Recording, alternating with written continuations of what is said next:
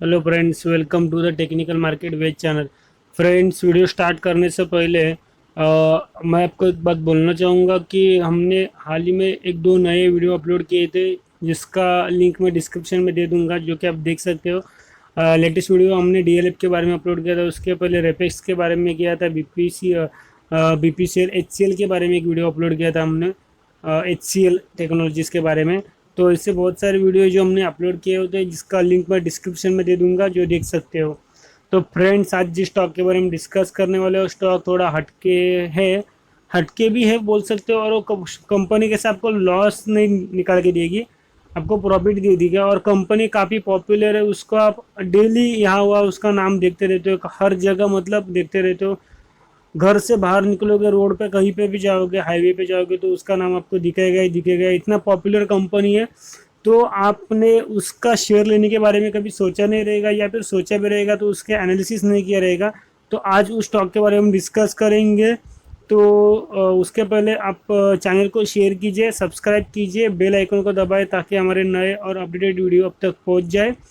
और चलो स्टार्ट करते हैं। तो ये आज का डाटा है 22 अक्टूबर, 22 अक्टूबर का 179.50। अभी मार्केट क्लोज होके उसके बाद का डाटा है, अपडेटेड डाटा है। तो आज के दिन में ये 1.85 पैसा अप गया, और परसेंट वाइज बात करोगे तो 1.04%, मतलब लगभग 1% का एक जंप है। प्रीवियस क्लोज उसका हुआ था 177.65 पे, ओपन हुआ था 176.45। हाई की बात करोगे तो 179.95 है, और लो की बात करोगे तो 175.30 है। वही बात करोगे उसका 52 वीक लो और हाई की, तो 52 वीक हाई उसका लगभग लग चुका था 31 अक्टूबर 2019, मतलब एक साल पहले उसका 52 वीक हाई लगा था, और वो हाई था 328 रुपये। मतलब सोच लो कि अभी तो ये लगभग 170 के आसपास ही है। यहाँ पे देख सकते हो, आपने अभी आपने देखा 170 180 के। और एक साल पहले ये कंपनी कितने पे ट्रेड कर रही थी? तो कंपनी ट्रेड कर रही थी लगभग एक साल पहले 328, मतलब 350 के आसपास थी कंपनी। और इसका 52 वीक लो की बात करोगे तो 13 मार्च को लगा, जब लॉकडाउन के जस्ट पहले लगा था। 150 रुपये इसका लो है। तो ये भी अपने लो से थोड़ा ही ऊपर है, जो कि आपको आगे जाके अच्छा मौका है बाइंग के लिए, अच्छे रिटर्न के लिए। तो आज कितना क्वांटिटी ट्रेड हुआ है देखो, तो 39 लाख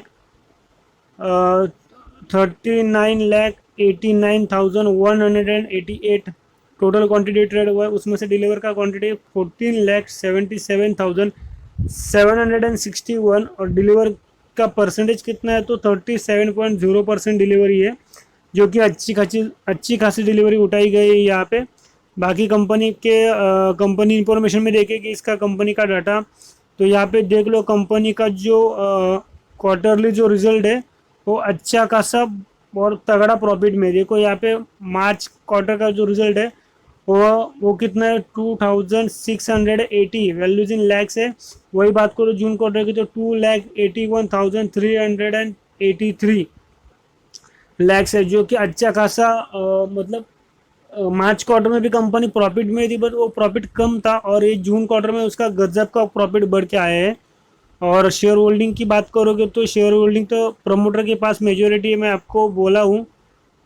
ये यहाँ पे देख सकते हो कि प्रमोटर के पास ही मेजोरिटी है 51.11%, जो कि लास्ट दो क्वार्टर से सेम है। दो क्वार्टर में लगभग 4-5 क्वार्टर से सेम ही है ये। और पब्लिक के पास है 48.89%, जो उसमें इंक्लूडेड है mutual fund, domestic, foreign institution और अदर पार्टीज। तो यहाँ पे क्लियरली देख सकते हो आप। और कंपनी का जो प्राइसिंग है, वो प्राइसिंग के हिसाब से कंपनी जो डिविडेंड दे रही है, वो भारी भरकम डिविडेंड है। 170 और 180 के प्राइसिंग वाला शेयर अगर आपको 9.5 रुपये डिविडेंड दे रहा है, मतलब कंपनी कहाँ से तो आपको अच्छा खासा रिटर्न दे रही है। मतलब सपोज कंपनी का मतलब इसको अब लॉन्ग टर्म के लिए भी होल्ड करते हो, तो कंपनी अगर आपको रिटर्न के मतलब रिटर्न कैसा देगी, अगर स्टॉक का प्राइस कम कम बढ़ रहा है, धीरे धीरे बढ़ रहा है ना, तो रिटर्न तो उसका डिविडेंड के माध्यम से आपको मिल रहा है। डिविडेंड ऐसा भी नहीं साल में 2 बार डिविडेंड है। पिछले साल उसने देखो डिविडेंड कितना दिया, एक बार 9.5 रुपये दिया, 9 रुपये 40 पैसा, और एक बार दिए 6 रुपये 50 पैसा। मतलब वो डिविडेंड ही लगभग हो गया 16-17 रुपये डिविडेंड हो, 15-16 रुपये डिविडेंड हो गया। तो पर शेयर आपको 15-16 मिल रहा है। तो अगर आपके पास 100 क्वांटिटी भी है तो सोच लो 100 क्वांटिटी का कितना हो जाएगा, 1500-1600 का तो डिविडेंड हो जाएगा।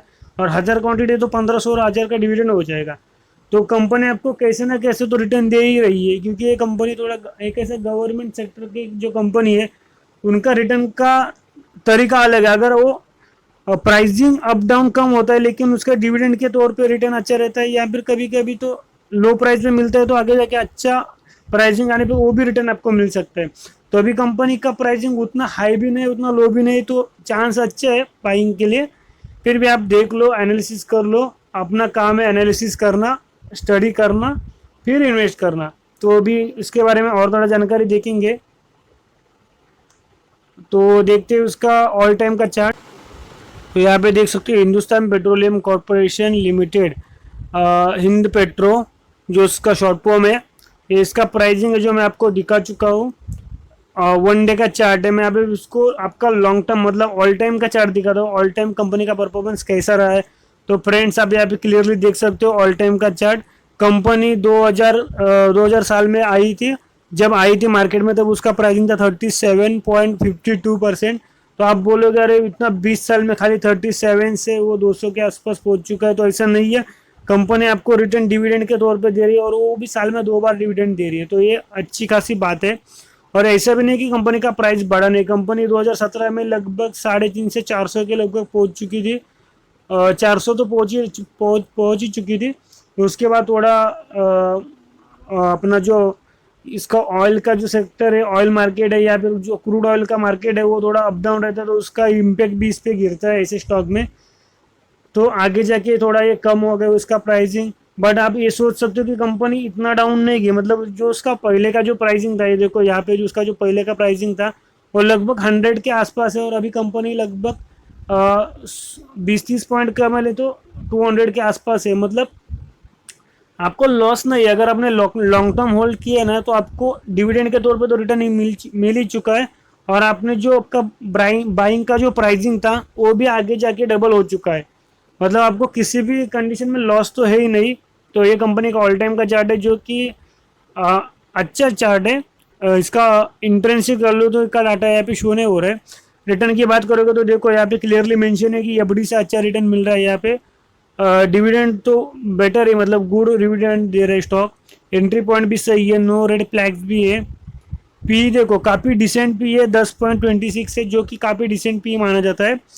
25 के अब और 30 रहता है तो वो थोड़ा हाई पी रहता है। उसके सेक्टर का पी भी कम है, 23 है, 23.78।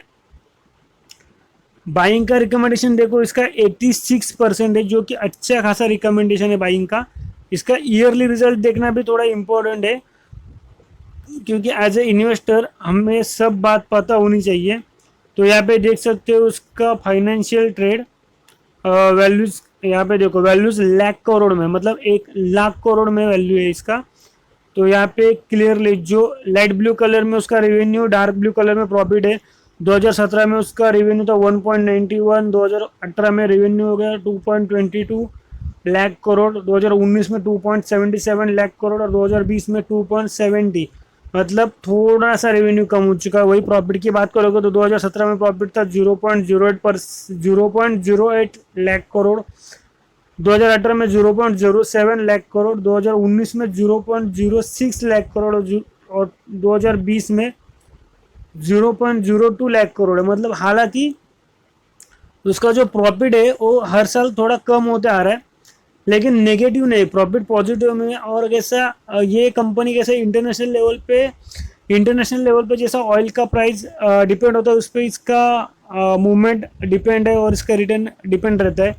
तो कंपनी बुरी है नहीं, कंपनी अच्छी है, इतने साल से मार्केट में खड़ी और अच्छी खासी खड़ी है।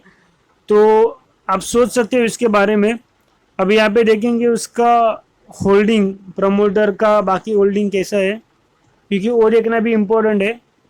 तो यहाँ पे क्लियरली देख सकते हो कि प्रमोटर के पास मेजोरिटी है 51.11% की है, डोमेस्टिक के पास 16.35% है, सॉरी म्यूचुअल फंड के पास 16.35 है, डोमेस्टिक के पास 22.28% जो सेकेंड हाईएस्ट होल्डिंग है, फॉरेन इंस्टीट्यूशन के पास 15.48% है, और अदर पार्टीज के पास सबसे कम 11.11% है, क्योंकि अदर पार्टीज में रिटेल इन्वेस्टर रहते हैं, रिटेल इन्वेस्टर अच्छे स्टॉक से दूर रहते हैं और जो घिसे पिटे स्टॉक है उसमें मेजोरिटी लेके बैठते हैं।